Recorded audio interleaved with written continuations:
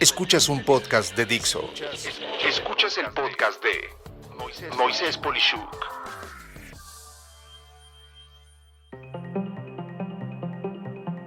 ¿El personal de compras es realmente necesario? Hace poco tuve 2 recientes experiencias con personas que están a cargo de las compras en distintas empresas. En un caso, es una empresa pequeña de más de 5, pero menos de 20 empleados. Y en el segundo caso es una empresa de algo así como más de 20,000 empleados. Tengo que confesar que pero muy pocas veces tengo que tratar de forma directa con estas personas. Esto es, mi proceso de ventas realmente inicia con las áreas de interés de las empresas con las que trato y siempre son personas de un nivel profesional muy avanzado, con bastante experiencia, pero en especial con un profundo conocimiento de su problemática y de lo que verdaderamente requieren. Casi siempre, estas personas con las que trato son las que internamente gestionan el trámite de la contratación de lo que haré con ellos. Muy pocas veces tengo que ir directamente a un área de compras y cuando tengo que hacerlo, 9 de cada 10 veces me toca experimentar frustración, molestia, agresividad y, en resumen, un muy mal sabor de boca de tener que tratar con estas personas que están en este tipo de puesto. Así que, después de tener 2 experiencias razonablemente frescas, me puse a pensar en principio si este puesto siquiera es importante o relevante. Después de pensar ampliamente, siento que sí, pero solo si se cumplieran ciertas condiciones que en especial agreguen valor tanto al proveedor con el que se desea trabajar como para el beneficio de la empresa que tiene a esos compradores. Lo primero sin discusión es que las personas de compras deben de tener una adecuación al contexto del que se trata esa compra. En pocas palabras, hay insumos y compras rutinarias, por ejemplo, comprar lápices o papel de baño. Este tipo de productos no son para nada sofisticados y la persona de compras deberá de asegurar que, una vez cubierta la especificación de calidad, se obtenga el mejor precio en el mejor plazo de pago.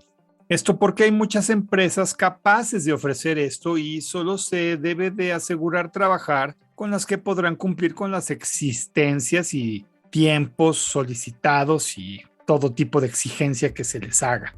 Aquí podemos ver que las personas de compras no tienen mucho que hacer. Es más, si se elaborara un flujo de proceso de negocios donde se registren los proveedores válidos, pues todo el proceso de selección y compra de insumos de este tipo podrían ser prácticamente al 100% automatizados.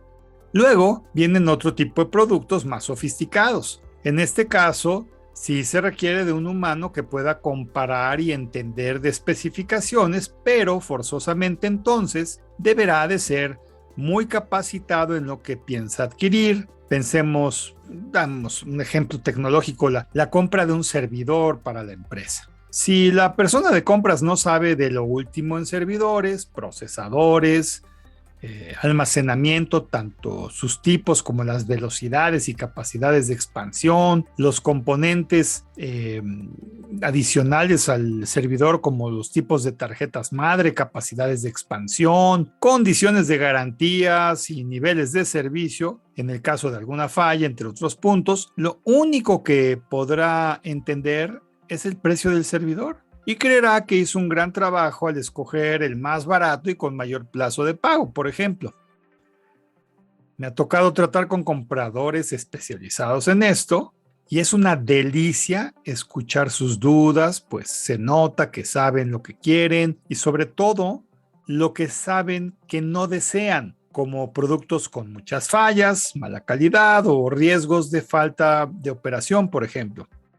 Estos compradores jamás pensarán en precio como la variable más importante en un inicio. Jamás. Y finalmente, Cuando se trata de servicios profesionales, lo ideal es que el comprador confíe en el área usuaria que solicite el servicio, en especial si es algo realmente sofisticado. Es imposible que una persona de compras pueda saber todo de todo. Y cuando no son profesionales, cuando se ponen a discutir aspectos ridículos, cuando no entienden que negociar no es bajar el precio a un nivel cercano a lo gratis, o peor aún, que a veces sus tiempos de pago, sus requisitos excéntricos de solicitud de información para dar de alta una empresa, pues son aspectos que rayan en lo estúpido y ridículo. Como pedir, por ejemplo, información delicada de facturación de la empresa, pudiendo ver datos confidenciales de otros clientes, por ejemplo. Pues entonces, cuando todo esto sucede, esta área de compra se convierte en la antesala del infierno para todos.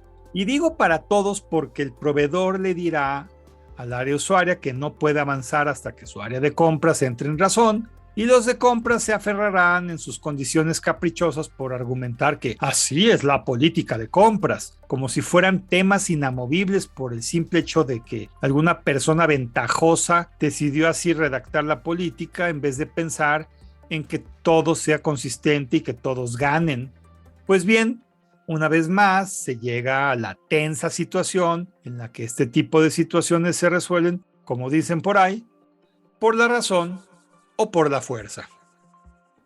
Y así, las áreas de compras pueden hacer el berrinche que quieran y tendrán que entender que son miembros de un ecosistema donde aporta su empresa algo, pero por igual debe de recibir algo para poder hacer su trabajo, y eso es exactamente igual de importante. Como breviario final para todas las áreas de compras que me estén escuchando, sugiero considerar los siguientes 5 puntos. Lógica. 1. Tanto las áreas de compras como las empresas deben de tener una lógica en pedir lo que es necesario para cubrir un trabajo y no hacer un proceso idéntico para cualquier tipo de proveedor. Si es algo que no demanda de personal del proveedor, no es necesario pedir la información del personal del proveedor. Por dar un ejemplo, hacer todo homogéneo obliga a los proveedores a veces a tener que inventar lo que no existe para cubrir el requisito que están demandando. Consistencia. 2. Si demandan como parte del proceso de alta el llenado de formas para dar de alta en Excel o la aplicación que gusten, es su responsabilidad que dicha forma de Excel o aplicación funcione. En más de una ocasión, por ejemplo, los campos no permiten el ingreso de la información correctamente por mal diseño de origen, como es el caso de no aceptar un 0 al inicio de un número de cuenta que empieza con un 0, y ese es uno de varios ejemplos de diseños mal hechos que no sirven de nada. Como conclusión, no se puede avanzar por no poder llenar la información solicitada y todo se retrasa. Acompañamiento. 3. Si hay portales o procesos de subir facturas o subir documentos para dar de alta, etcétera, es también su responsabilidad alertar y avisar o hasta acompañar al proveedor a efectuar esos trámites. Tienen que entender que ese sistema es su sistema y que nadie nace entendiendo todas sus excentricidades y procesos. Por lo general, los proveedores nos enteramos de todas estas ridiculeces ya avanzados en el camino, y sus documentos, cuando los hay para entender sus procesos, esos dichosos entre comillas manuales o instructivos, no son en general muy claros ni buenos. Así que o ustedes se encargan de subir la información o ustedes explican cómo hacer bien y de buenas esto, y de preferencia muy rápido. Sentido común. 4. Deben de entenderse que hay dos variables en toda compra. La primera es complejidad del trabajo o producto por comprar, y la segunda es nivel de urgencia de este trabajo o producto. De nuevo, si se trata de un trabajo o producto muy sofisticado y muy urgente, y ustedes piensan que las condiciones de pago y requisitos de compra seguirán siendo los que son, entre comillas, de su política, no deben de sorprenderse de quedarse en más de una ocasión sin el trabajo o con un proveedor que les cobrará un sobreprecio muy elevado por temas de compensar lo que pudo resolverse de forma más sencilla y ágil si ustedes fuesen más flexibles. Precisión. 5. Así como se piden los documentos y requisitos, así igual, sus órdenes de compra deben de considerar, por ejemplo, la fecha de pago. Dejar al proveedor en el aire es de poco profesional a majadero. Así como existen las cuentas por pagar, está el proceso de cuentas por cobrar. Y las empresas serias tenemos que saber estos datos para manejar, entre otras cosas, nuestro flujo, dadas las ridiculeces de condiciones de pago que a veces nos encontramos. Es simplemente algo lógico a solicitar y no aplican respuestas como en breve les avisamos o el sistema nos lo indicará próximamente. Así es, dejen de hablar del sistema como el villano. Es su desidia, su arrogancia, su desorden o una falta de comunicación total interna por no tener los flujos de procesos automatizados, pero no es un tema entre comillas de el sistema. Finalmente, concluyo con dejar claro que hay de áreas de compras a áreas de compras. Así como he mencionado todo lo que permite ver a una empresa desorganizada, con una organización pesada que ha convertido a las personas en procesos, así por igual déjame decirte que la mayoría de mis clientes tienen áreas de compra que, cuando menos en mi caso, son una delicia. 2 empresas de telecomunicaciones mexicanas tienen muy poco personal de compras, son ultra eficientes, no piden ridiculeces, pagan súper bien y su proceso es de sencillo a ultra sencillo. Una de las famosas Big Four en consultoría de negocios, en otro lado, por años nos ha pagado de forma 100% automatizada mediante un sencillo portal previo a haber recibido una orden de compra.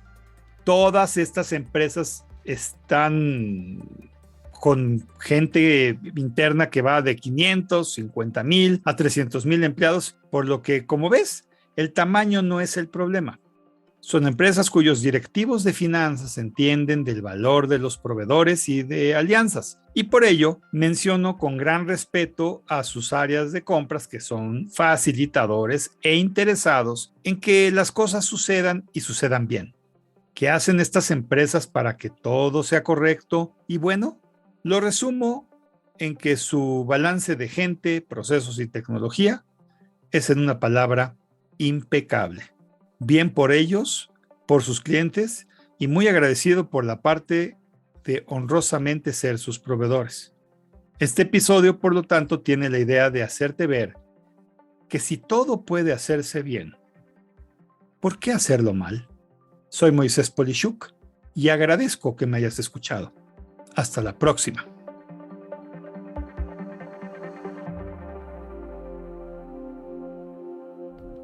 Dixo presentó el podcast de Moisés Polishuk. La producción de este podcast corrió a cargo de Verónica Hernández. Coordinación de producción, Verónica Hernández. Dirección general, Dani Sadia. Voz y contenido, Moisés Polishuk.